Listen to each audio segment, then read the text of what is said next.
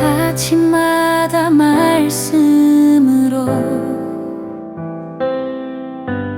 밝은 빛을.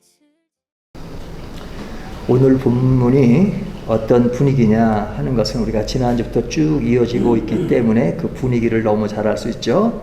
굉장히 좋은 상황이 아니고 라반과 야곱의 그 어려운 관계를 지금 마음에 느끼면서 좀 힘든 상황 속에서 지금 이어지는 이야기입니다. 그 이야기 가운데 오늘 본문에 보면 10절을 보면 그 양떼가 새끼 뵐 때 내가 꿈에 눈을 들어보니, 여기 꿈이라는 말이 나오죠. 그러니까 이 이야기는 꿈의 이야기입니다. 11절도 보면 꿈에라는 말이 나오죠. 그러니까 꿈을 이야기합니다. 그러니까 이제 우리가 이 꿈은 물리적으로 이렇게 잘 때 우리가 꾸는 꿈을 말하잖아요. 하지만 이 꿈이라는 말을 우리가 잘 활용할 때 어떠냐면은 젊은이들에게 말할 때 젊은이들이요 꿈을 가져라. 꿈을 가져라는 것은 앞으로 미래를 설계하고 지금의 시점에서 되어질 일에 대한 어떤 나아갈 길을 좀 더 확고하게 자리 잡으면서 계획을 세우고 가라는 그런 의미를 담고 있잖아요. 그래서 꿈이란 말 대신에 비전이란 말을 쓰기도 합니다. 근데 이제 이 꿈이라는 말은 그 야곱의 실질적인 꿈이지만 그러나 지금 후자에 말하는 그 꿈과 어우러져 있는 그런 의미를 담고 있죠. 근데 지금 문맥이 굉장히 어려운 것은 뭐냐면 야곱이 누명을 쓰고 있잖아요. 그리고 오늘날 식으로만 핍박을 당하는 그런 분위기인데 그런 분위기 속에서 지금 야곱이 꿈을 꾸는 겁니다. 꿈의 내용을 볼 때 그가 현 시점의 문제가 아니라 앞으로 나아가야 될 좀 희망적인 그런 내용을 담고 있는 것이죠. 그래서 이 안 좋은 환경 가운데 꿈이라고 하는 것은 내 억울한 누명이 벗겨지는 것. 그렇죠? 지금은 억울해요. 하지만 그 꿈을 통해서 내가 억울하지만 그러나 내 누명이 벗겨지고 있구나. 내가 경제적인 위기 속에 있었지만 그러나 그 위기를 벗어나서 이젠 가난한 사람이 아니라 여유 있는 사람으로서 갈 꿈, 또 실제 그런 것이 이루어진 것, 그리고 나를 멸시하는 라반 앞에서 내가 보란듯이 성공하는 그런 꿈을 지금 꾸고 있는 거잖아요. 그 꿈이 현실화된 측면과 이렇게 어우러져서 본문이 나옵니다. 이것이 야곱의 이야기라면 오늘날 우리에게도 항상 이런 똑같은 비슷한 이런 상황을 맞이하게 되잖아요. 그럴 때마다 우리가 어떻게 기도해요? 하나님, 이 억울함을 풀어주시고 내 손에 쥐어진 것이 풍성하게 해 주십시오. 그렇게 기도를 합니다. 근데 그것이 이루어졌을 때, 그 꿈이 이루어졌을 때 우리는 기도가 응답되고 또 손에 쥐어지는 것이 많아지고 그리고 내가 힘든 시간을 보냈지만 이제는 모든 문제가 끝났다고 생각할 때 어떤 마음을 갖게 돼요? 이제는 다 이뤘구나. 여기서 편안하게 누리며 살면 되겠다 하고 이제 그럴 때 또 안주하는 그런 모습이 나타나잖아요. 지금 같은 어떤 일상적인 이야기인데 이 이야기가 이제 오늘 본문 속에 들어있는 겁니다. 근데 이제 오늘 본문은 지금 이야기하는 일상적인 이야기인데 그 일상적인 이야기를 하면서 지금 어떻게 그 문장이 흘러가고 있냐면 앞에 보면 야곱이 어떤 꿈을 꾸었어요? 그러니까 라반이 야곱과 약속한 얼룩진 그런 동물, 양이나 염소가 야곱의 것이 되지 않게 하기를 원했잖아요. 하지만 하나님이 꿈을 통해서 내가 너에게 은혜를 베풀어서 그냥 너에게 유익한 그런 것이 나오도록 했다라는 것을 보여주는 거 있잖아요. 그러니까 야곱이 어떤 기술을 써서 한 게 아니라 하나님의 은혜로 되어졌다는 것을 보여주고 있습니다. 그리고 실제로 그것이 이루어졌는데 그렇게 이루어진 것을 하나님의 은혜로 되었다 하는 것을 확실히 보여주고 그것이 이루어진 상황이기 때문에 야곱에게는 이제는 조금 그런 면에서는 여유가 생긴 겁니다. 마음적으로야 지금 갈등이 있고 좀 분노가 있을 수 있지만 그러나 외형적으로는 풍성하게 되었어요. 그러니까 그동안 고생을 해서 지금은 나아진 상황이 됐으니까 일단 삼촌의 문제만 좀 해결하면 새로운 길로 갈 수 있는 그런 굉장히 여유, 고생 끝 성공 시작하는 어떤 그런 시점에 있는 겁니다. 그런데 오늘 본문이 10절, 11절, 12절은 그런 환경에 대한 이야기를 꿈으로 보여주고 있다면 13절은 이렇게 이야기합니다. 우리 13절 한번 같이 한번 읽어볼까요? 시작. 나는 베델의 하나님이라. 내가 거기서 기둥에 기름을 붓고 거기서 내게 서원하였으니 지금 일어나 이것을 떠나서 내 출생지로 돌아가라 하셨느니라. 여기 보면 하나님이 말씀하십니다. 하나님이 나는 베델의 하나님이라. 근데 하나님 앞에 뭐가 붙어요? 베델의 하나님. 지금 야곱은 어디에 있어요? 베델에 있는 것이 아닙니다. 지금 그것은 멀리 떨어진 그 삼촌의 그 지역에 있는 겁니다. 근데 베델은 뭐한 곳이에요? 하나님과의 씨름이 이루어졌던 것이고 그리고 제단을 쌓았던 그곳이잖아요. 내 고향 땅입니다. 고향 땅인데 하나님이 그 멀리 떨어진 이 시점에서 나는 베델의 하나님이라. 그러니까 지금의 하나님이시죠, 물론. 근데 어디를 강조해요? 처음 시작했던 그 시발점에 나는 베델의 하나님이라. 그러면서 내가 거기서 기둥과 기름을 붓고 내게 서원하였으니 과거를 회상합니다. 그 서원을 이야기하면서 지금, now, 지금 일어나 이것을 떠나서 내 출생지로 돌아가라 하셨느니라. 그러니까 지금 일어나서 이것을 떠나라. 지금 이 표현은요, 그러니까 일상적인 표현 같지만 사실 성경 여러 군데서 이런 표현들이 간혹 나오죠.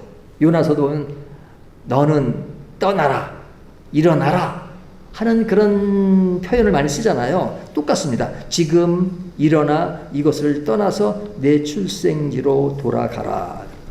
근데 돌아가라는 하는 그 시점이 언제예요? 이제 그동안 고생했던 것이 좀 정리가 되고 여유가 생긴 시점, 이제부터 또 새롭게 뭔가를 출발하면 될 시점에 하나님은 꿈을 통해서 새로운 지향점을 보여주는데 그 지향점이 뭐냐? 이제 내가 여기에서 자리를 잡으면 여기서 더 자리를 잡고 이제 나가라가 아니라 여기를 떠나라 이렇게 말씀해요. 떠나라. 그러니까 하나님이 야곱에게 보여주는 꿈의 종착역은 여기가 아니라 다른 것을 향하게 만들죠. 다른 것을 향하는 것은 지금까지 보였던 환경에 대한 이야기를 한다면 그 다른 방향이라는 것이 하나님을 다시 바라보게 하는 또 다른 세계를 이야기합니다. 그러니까 야곱에게 이제 그런 어떤 다른 그동안 잊고 살았던 그런 것들을 새롭게 바라보게 하는 이야기가 사실은 주 안점이에요. 13절이. 근데 그 13절에 대한 이야기를 하기 위해서 10절, 11절, 12절이 그 13절을 향해 있는 겁니다. 그 13절을 향해 있는 그 내용을 보면 거기에 보면 내가 꿈에 눈을 들어보니 꿈에 눈을 들어. 근데 이제 그 꿈에 보면 이미 이루어진 한 숫양 또 얼룩무늬 있는 점이 있는 아롱진 것 뭐 이런 것들이 쭉 나오잖아요. 그러면서 이런 이야기를 하면서 라반이 내게 행한 모든 것을 내가 보았노라 이렇게 이야기합니다. 그러니까 이 꿈의 이야기는 야곱에게 두 가지 엄청난 의미를 부여합니다. 야곱이 간절히 기대했던 것, 얼룩양 이런 것이 지금은 우리가 쉽게 읽지만 야곱이 삼촌과 그 약속을 하고 얘 새끼 한 마리 한 마리 낳을 때마다 어떤 새끼가 나올지를 이렇게 기다리는 야곱의 그 심정을 우리가 이렇게 상상해 보면 본인은 얼마나 힘들었겠어요. 네? 막히대. 또 그런 양이 안 나올까. 사실은 그 양이 안 나오도록 삼촌이 술을 쓴 거 보면은 사실은 좀 많이 걱정될 수 있는 요인이 많잖아요. 근데 그 0%의 확률을 뚫고 야곱의 가정을 부유하게 채우셨다 하는 것을 꿈을 통해서 보여줍니다. 하나님이 너에게 힘들었지만 다 보여줬다. 그러면서 하는 말씀이 라반이 내게 행한 모든 것을 내가 보았노라 라고 12절에 말씀하고 있죠. 그러니까 하나님은 침묵하시는 하나님이 아니라 지난 20년 동안 야곱이 흘린 땀과 눈물을 다 보고 계셨음을 확증해 주는 겁니다. 그러니까 굉장히 위로가 되는 말씀입니다. 너 고생했지? 진짜 힘들었어. 그런 것에 대해서 성경은 이렇게 딱 어떤 핵심적인 이야기만 하지만 사실은 오늘 안방에서 또는 사랑방에서 얘기를 한다면 굉장히 어떤 그 말의 어떤 흐름이 굉장히 위로와 격려가 되는 말이 아니겠어요. 너 고생했지? 내가 알아. 그 하루하루가 얼마나 힘들었겠어. 그러면서 너는 피눈물 나게 노력했지. 그런데 너에게 주어진 것은 없고 삼촌이 자기 것만 챙기고 너를 이용만 하고 힘들었지. 그런데 지금은 내가 너를 그런 상황 속에서 벗어나게 해줬잖아. 그래서 지금 너에게 필요한 것들이 많이 나왔으니까 이제 됐지? 괜찮지? 뭐 그렇게 말씀하시는 겁니다. 그러면서 염려하지 마라 하는 그런 격려의 말씀이 되는 거죠. 그러니까 이렇게 이루어진 것을 인간적인 관점에서 보면 완벽한 것이죠. 재정도 넉넉해졌고 억울함도 이제 위로를 받고 라반 앞에서 보란듯이 성공을 했습니다. 그러니까 세상이 말하는 성공 신화이자 꿈의 완성이라고 말할 수 있습니다. 근데 이제 여기까지만 딱 되는 것이 보통 사람들이 원하는 거예요. 그렇죠? 우리가 잘 되면 잘 되는 선에 딱 끝나야지. 하나님 여기까지 더 이상 가지 마십시오. 하나님은 늘 이렇게 영화를 좋아하시는지 반전이 많아. 여기까지만. 여기까지만. 근데 요 12절까지 끝나는 것이 13절을 딱 가면 조금 전에 이야기한 것처럼 이제 내가 너에게 하늘 다 풀었으니까 여기까지만 하자. 그리고 계속 그 길로 가. 이렇게 말씀하시는 것이 아니라 새로운 길을 전혀 생각지도 못했던 그런 길을 말씀하십니다. 근데 그 말씀이 오늘날 우리 신앙에 굉장히 중요한 측면이에요. 그러니까 이 말씀은 성경이 여러 가지 문제로 우리가 적용할 수 있는데 굉장히 고통스러울 때 하나님이 그 고통을 어떻게 풀어주시는가에 대한 성경의 메시지가 있다면 이미 그 성공을 이룬 그 상태에서 또 우리는 어떤 목표와 지향점을 가져야 되느냐 어떤 두 가지 양상을 항상 얘기하시잖아요. 지금의 양상은 억울함이 있었고 풀렸다. 그래 이 시점에서 너는 어떻게 나아갈 것인가. 한데 꿈이라는 것은 물리적인 꿈이지만 오늘날 우리에게 적용할 때는 우리가 지금 이룬 이 시점에서 하나님 내 인생에 지금까지 여정을 지켜주셨고 이제는 좀 더 여유가 있는 상황 속에서 어떤 지향점을 가지고 나가야 되느냐. 너의 지향점은 이제는 모든 것이 좀 여유가 있으니까 여기에 안주하고 싶지. 안주한다는 것이 그냥 요 자리가 좋사오니 제자들이 주님 여기가 좋사오니 장막 세 개를 치자는 그런 심리적인 요소가 있겠지만 내가 너에게 다른 꿈을 주마. 다른 꿈을 주마. 그 꿈이 무엇이냐? 지금 일어나 이것을 떠나 내 출생지로 돌아가라. 이렇게 말씀하시는 겁니다. 하나님은 꿈의 성공 자리에서 떠나라고 말씀하시는데 왜 그렇게 말씀하실까요?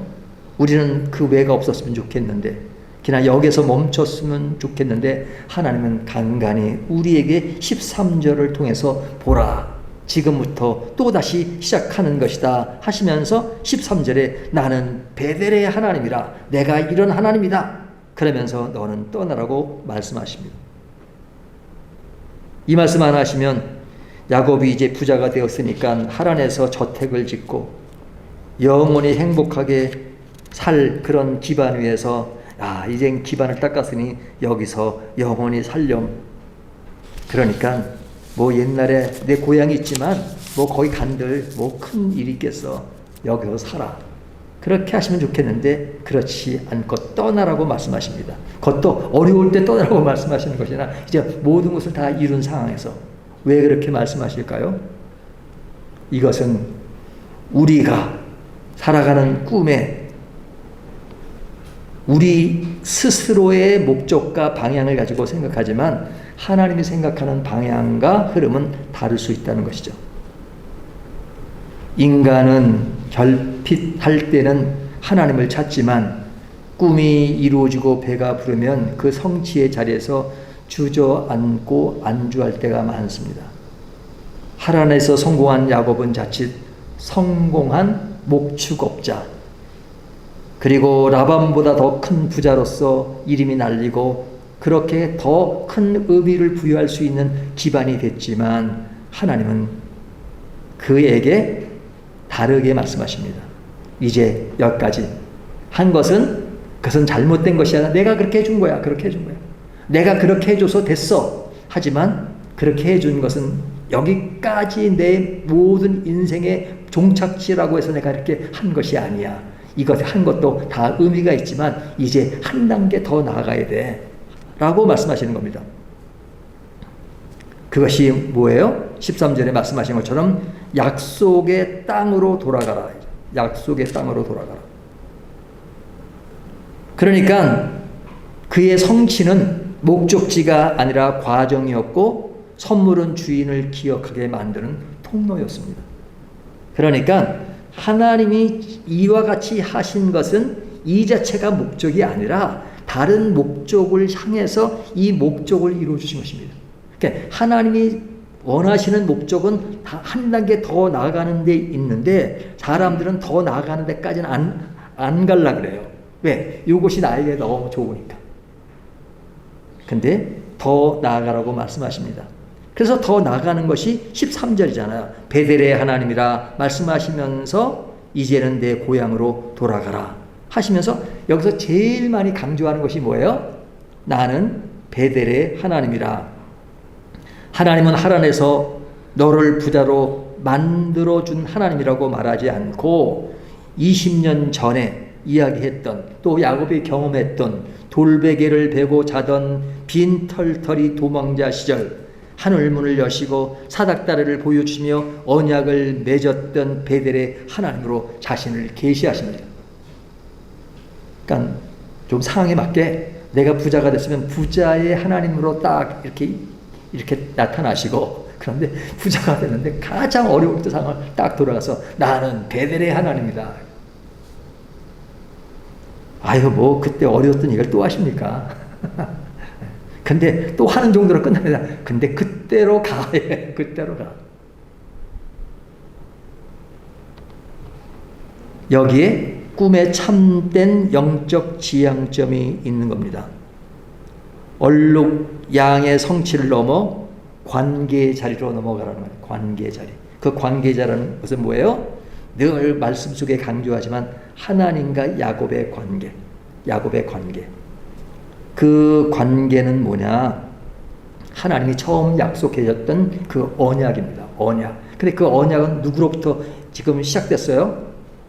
뭐 원천적으로 따지면 아담부터 쭉 가겠지만 그의 조상 아브라함, 이삭, 야곱을 통해서 지금 하나님이 약속한 언약이 뭐예요? 하늘의 별처럼 바다의 모래처럼 내 후손이 넘치리라. 그렇게 말씀하셨잖아요. 그 약속에 있어서 야곱이 놓인 위치는 어떤 것이냐? 저는 이번에 창세기를 계속 그렇게 강의하면서 뭐 옛날에도 창세기를 여러 번 봤지만 사실은 창세기 12장서부터 50장까지가 족장에 대한 이야기잖아요. 아브라함, 이삭, 야곱, 요셉. 근데 옛날에는요, 어디에 많이 주안점을 줬냐면 그 네 인물 중에서 가장 관심을 가졌던 것이 아브라함이었어요. 그래서 이번에 설교는 제일 마음에 많이 가는 게 야곱이었어요. 야곱. 그러니까 야곱이 새롭게 보이더라고요. 옛날에는 그 아브라함에 가려가지고 야곱이 잘 안 뛴 건 아니지만 그런 비중이 컸는데 야곱을 보니까 야곱이 굉장히 매력적인 사람이에요. 그리고 제 인생의 어떤 흐름과도 굉장히 이렇게 대입시킬 부분도 많고 그래서 지금 야곱을 묵상하게 되는데 지금 뭐 저희가 이제 31장 가니까 아직도 야곱 얘기가 더 갑니다.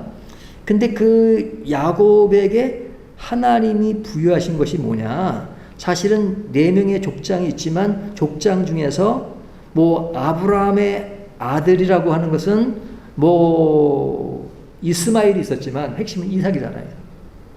이삭의 그런 큰 뭐 많은 자녀가 아니라 이삭이라는 분이 딱 한 사람이 이렇게 주안점을 찍어요. 그리고 이삭은 2명으로 에서와 야곱 그잖아요. 그 야곱에 와서는 자녀들이 어떻게 돼요? 많죠. 12명. 거기다가 또 뭐 딸도 있고 다죠. 그런데 이 12명이 결국은 뭐가 되느냐? 야곱의 이름은 다른 이름은 이스라엘입니다. 이스라엘이고, 그리고 그 아들들의 이름들이 그 이스라엘의 각 지파의 이름이잖아요. 루벤 지파, 갓 지파, 뭐 베냐민 지파 쭉 있잖아요. 그러니까 이스라엘을 형성하는 굉장히 큰 무대의 실질적인 시작이라고 할 수 있는 인물이 야곱입니다. 야곱. 그러니까 그 인물이 이스라엘 전체를 커버하는데, 그 커버하는 것이 야곱이 하란에서 베델로 돌아오지 않았다면 그런 흐름은 없어졌을 것이죠. 그러니까 야곱이 삼촌의 억울함 속에서 부유하게 되고 부유함 속에 안주했더라면 후자의 이스라엘의 조상으로서 이스라엘 형성하는 그것은 없었을런지 모르죠. 근데 그 상황 속에는 미래를 모르니까 지금 안주한 곳에서 더 이상 뭐 좋아질 것 같은 것을 상상도 못했겠죠. 근데 하나님이 지금 안주할 만한데 떠나라고 하시니까 떠나면 또 어떻게 되는 겁니까? 라고 의문을 제기할 수 있단 말이죠. 그런데 우리가 이미 그 떠난 이후에 야곱의 생애가 어떻게 됐는가를 우리는 알잖아요. 이미 지나간 과거의 내용을 읽으니까. 그런데 그 이후에 이루어진 것을 보면 엄청난 것이죠. 그 양 뭐 몇천 마리 그것이 문제가 아니라 진짜 완전 시대를 바꾸고 나라를 바꾸는 그런 아주 위대한 인물로서 야곱이 등장하잖아요. 그의 아들 요셉은 애굽을 살리는 굉장히 중요한 역할을 하고, 그들이 일어났던 그 요소들이 보통 그런 야곱이 하란에서 가져왔던 것과 정도를 비교한다면 비교가 되지 않을 만큼의 놀라운 변화가 있었어요. 그러니까 그 다음 지향점을 가지고 간 것은 너무너무 잘하는 것이죠. 하지만 결과적으로는 잘했지만, 그러나 그 상황 속에 있을 때, 그 상황이 어떤 상황이에요? 내가 이제 좀 살만한 그 상황 속에서는 살만한 것이 내 인생에 주저앉는 그 시간이 될 때가 참 많죠. 그래서 사람은 잘 되면 안주하려고 해요. 하지만 오늘 말씀은 베델로 돌아가라.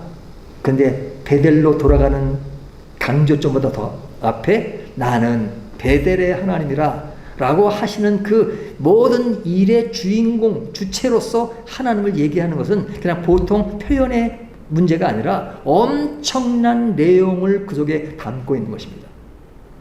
그러니까 하나님은 오늘날 우리에게 말씀하실 때 우리 개인의 이름을 부르실 겁니다. 임세일, 너는 이렇게 해. 그거보다 더 큰 그 멘트가 뭔지 아십니까? 나는 임세일의 하나님이라. 그것처럼 큰 게 없는 겁니다. 너무 구체적이지 않잖아요? 구체적이 아니라 all over 전부.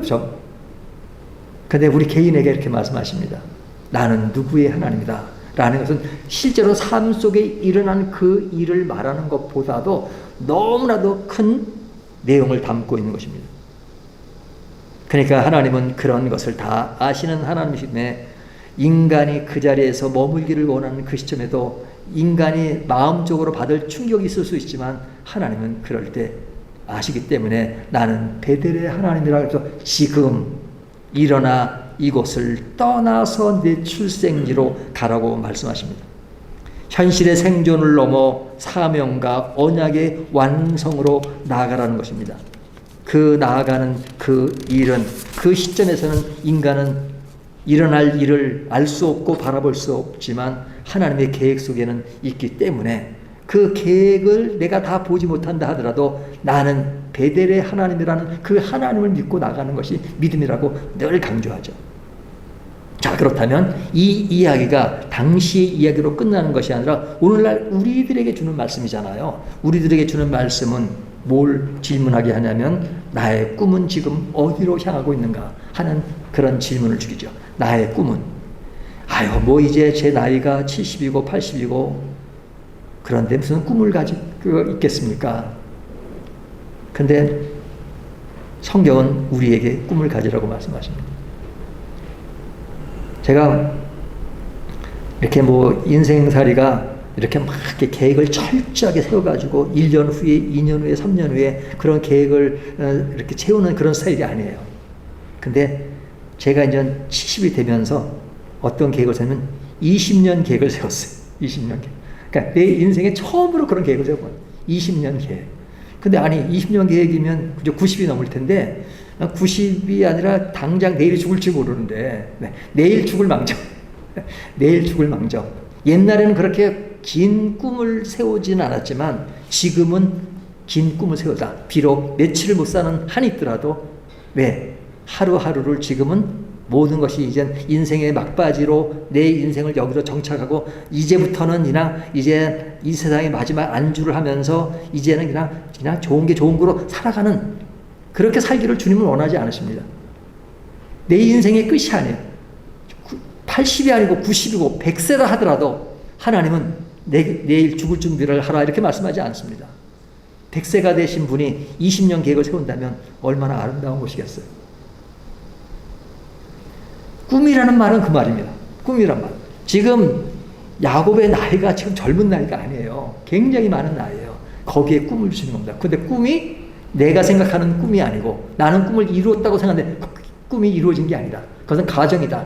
새로운 꿈을 가져. 나는 베델의 하나님이야. 베델로 가. 이겁니다. 언제 가냐? 지금 가라. 지금 가라. 지금 가려면 지금 준비할 것이 많은데 아니야. 지금 가라. 지금 일어나 이것을 떠나라. 이렇게 말씀하셨어요. 그렇다면 나의 꿈은 지금 어디로 향하고 있는가? 우리가 밤낮으로 기도하고 꿈꾸는 최종 목적지인가 어디인가? 많은 그리스도인들이 하란의 성공에 멈춰버리는 경우가 많습니다. 모든 것이 안정됐으니까 여기까지라. 하지만 우리에게 분명하게 선포하십니다. 하나님이 우리의 기도에 응답해 주시고 그리고 우리를 인도하신다는 그 자체로만 끝나지 말고 나를 어려울 때 만나주시는 하나님 정도로 끝나지 말고 좀 더 넓은 하나님의 그 마지막 일을 그것이 무엇인지 나는 알지 못하지만 그것을 기대하고 오늘을 새로운 마음으로 하나님의 인도를 끝까지 가겠다는 그 마음으로 가라. 베델을 향해 가라. 지금도 그렇게 말씀하십니다. 그러니까 하나님이 그 일을 위해서 나에게 주어진 많은 양들, 많은 염소들, 그것은 뭐예요? 필요 없다는 것이 아니라 그 꿈을 향한 하나의 여정이다. 과정이다. 이렇게 말씀하시는 겁니다. 그러니까 너무 감사한 거죠. 지금까지 하나님이 베풀어 다 감사한 일이에요. 그것이 무용지물이라는 말씀이 아닙니다. 감사해요. 하지만 그것을 그냥 가둬놓는 상태로 끝나는 것이 아니라 그것은 내가 앞길을 새롭게 나갈 것을 위한 하나의 그런 자산과 자료로 남겨주신 것이니까 그것에서만 머물지 말고 그것을 가지고 더 하나님이 원하시는 것으로 나아가. 내가 너에게 손에 쥐어진 것은 너에게 디딤돌이 되어서 그것이 디딤돌을 삼아서 하나님의 언약이 이루어지는 살아 숨쉬는 베델의 자리로 나가라 하는 것이니까 그 속에서 너에게 주어진 사명 또 예배의 본향 우리의 어떤 신앙의 종점이 무엇인지를 알고 신앙의 가치를 최고의 가치로 알고 지금 그 길을 나아가. 이렇게 말씀하십니다. 그 말씀에 대한 구체적인 계획은 다 몰라요. 그러나 그렇게 하실 하나님은 분명하잖아요. 그렇게 말씀하시는 하나님이 오늘 우리에게도 말씀하십니다. 지금까지 잘 살아왔어. 그러니까 감사하지. 근데 그 자리에 머물지 말고 또 가. 어디로 가라고 말씀하십니다. 그 가라고 하는 곳이 사람마다 다를 수 있잖아요. 나에겐 그 자리가 어딘지를 모르지만 분명히 하나님은 개인에게 말씀하십니다. 그런 것에 관심을 가지고 오늘도 신앙에 20년, 30년, 40년의 계획을 세우시고 내일을 향해 나아가는 저와 여러분이 되시기를 주님의 이름으로 축원합니다.